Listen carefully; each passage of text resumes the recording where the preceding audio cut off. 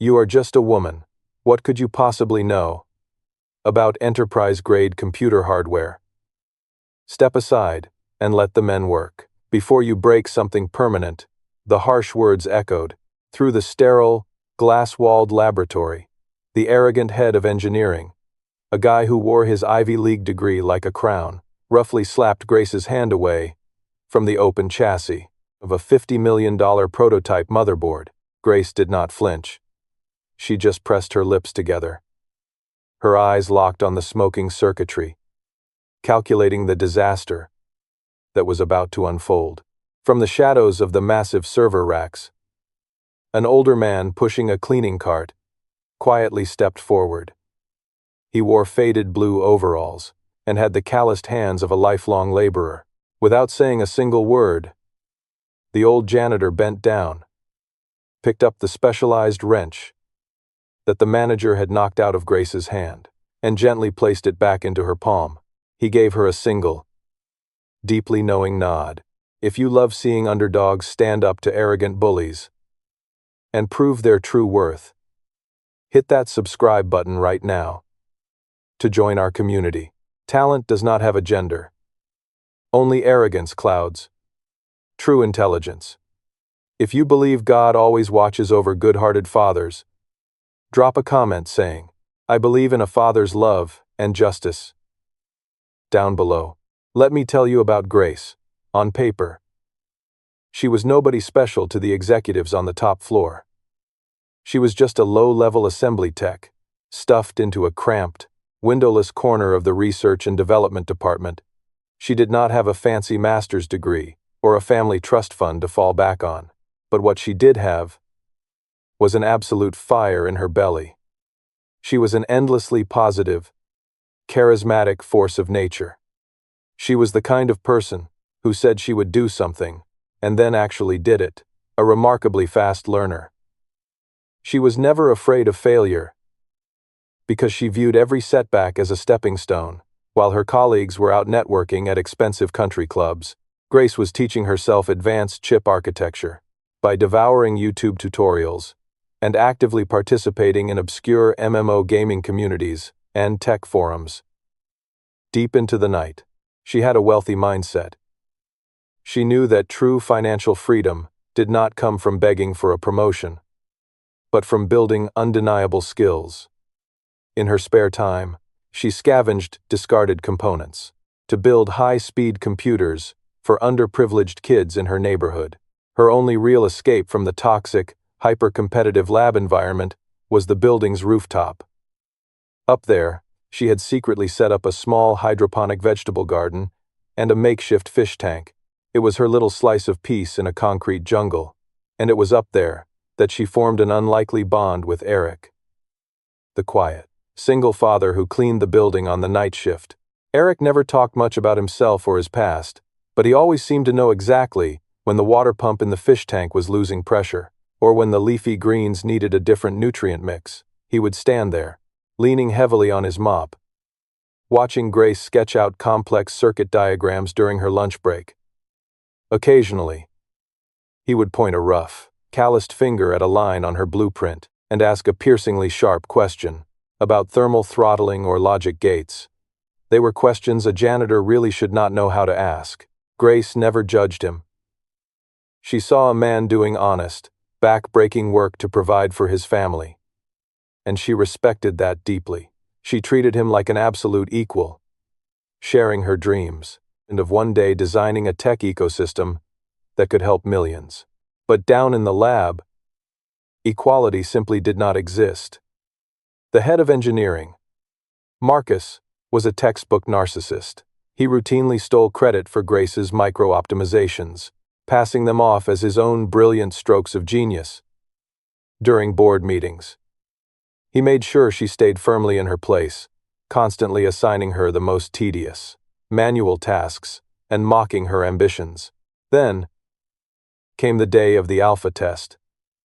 The company was about to unveil a revolutionary, AI-driven semiconductor chip. The global tech press was waiting downstairs in the main lobby. The board of directors, including the elusive, anonymous billionaire founder who owned the controlling stake, were reportedly in the building. The atmosphere in the lab was electric, right up until the moment Marcus confidently flipped the main power switch. Instead of the smooth, quiet hum of liquid cooling, there was a sharp, terrifying crack.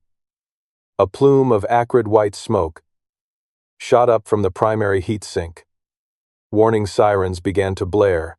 As the diagnostic screens flashed a blinding crimson red, the $50 million prototype was trapped in a thermal runaway loop. It was rapidly cooking itself from the inside out. Marcus panicked.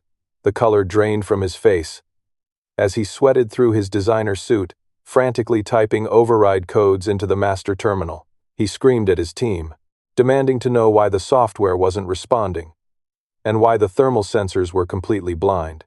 Nothing worked. The software was entirely useless. Because the problem was not in the code. It was a microscopic physical flaw in the hardware architecture, a flaw the automated scanners had completely missed. Grace saw it immediately.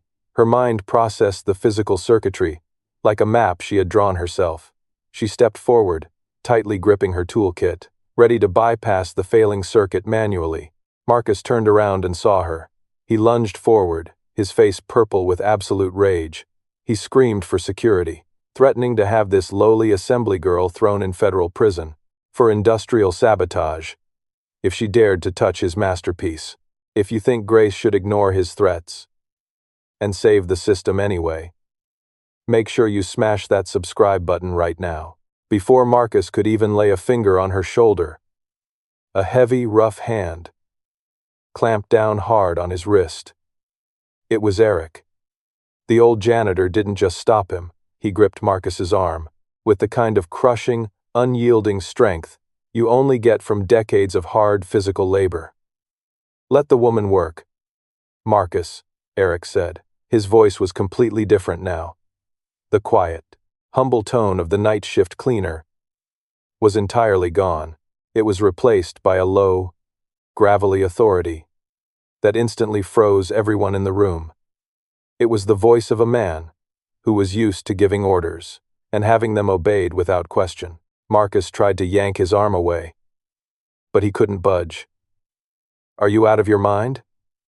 he spat, his voice cracking slightly with panic. "I will have both of you arrested. You'll never work in Silicon Valley again."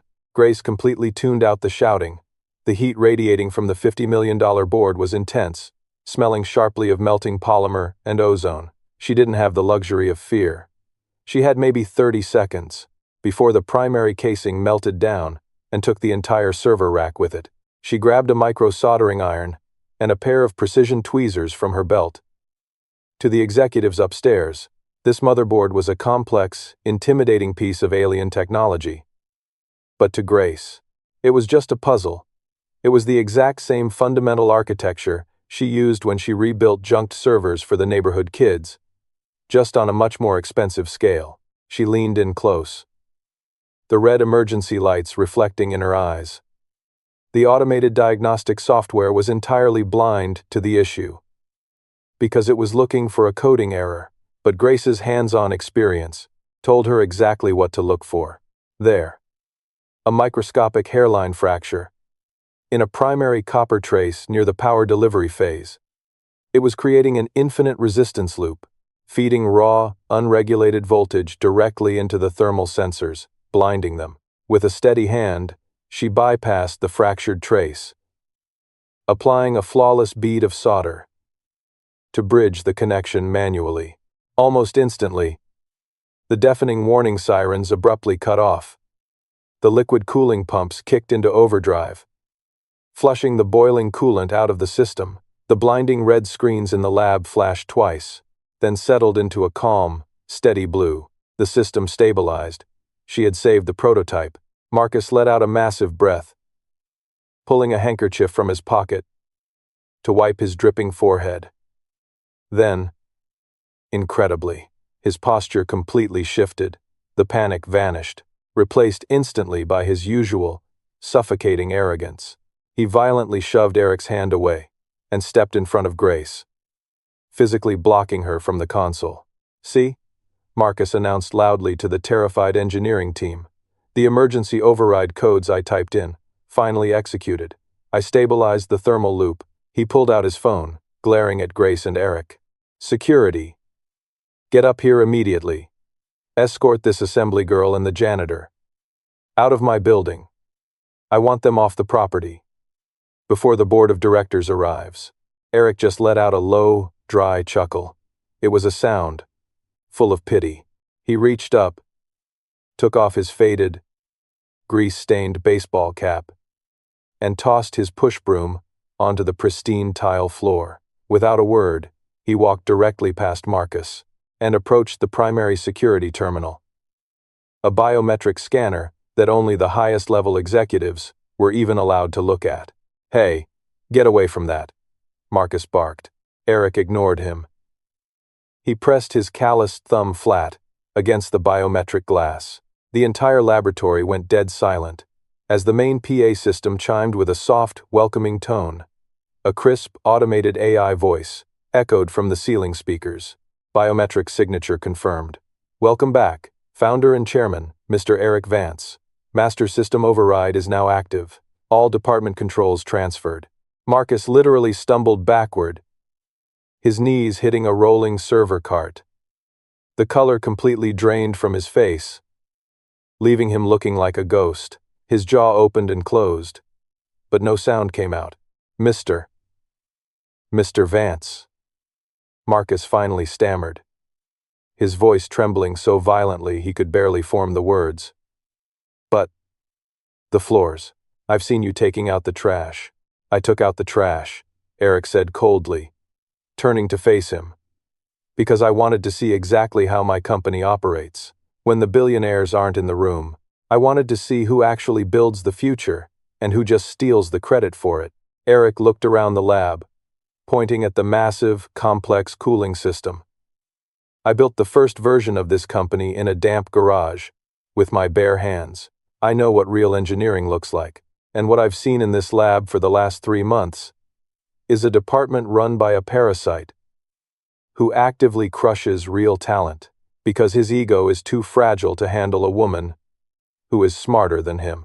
The security team burst through the double doors, heavily armed and out of breath. Marcus desperately tried to force a smile, taking a step toward Eric. Sir, please. It's all a misunderstanding. I was just testing her under pressure. Eric didn't even let him finish. He pointed a single finger at Marcus.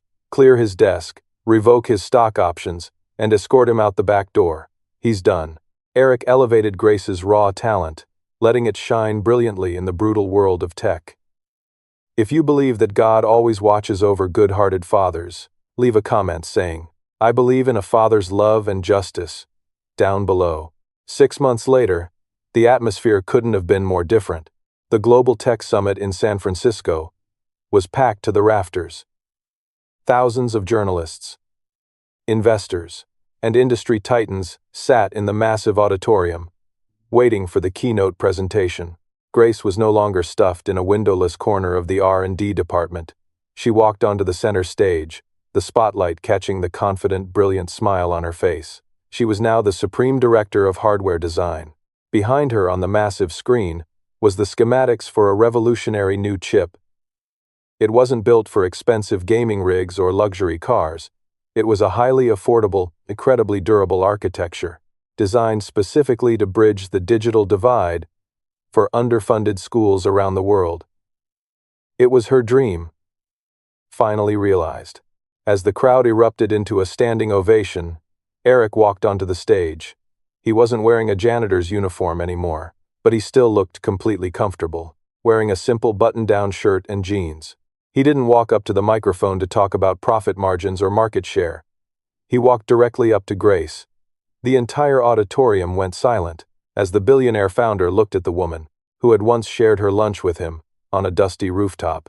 You didn't just save my company, Eric said softly, though the microphone caught every word, broadcasting it to millions watching live. You reminded me why I started it in the first place.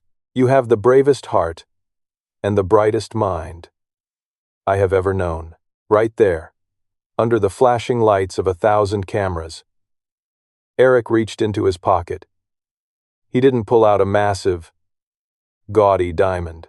He pulled out a simple, elegant ring, forged from the very same high-grade titanium they used in their most advanced processors. He asked her to build a future with him, not just as partners in business, but as partners in life. Love and technology really did create a miracle that day. If you believe that God always watches over good-hearted fathers, leave a comment saying, "I believe in a father's love and justice," down below.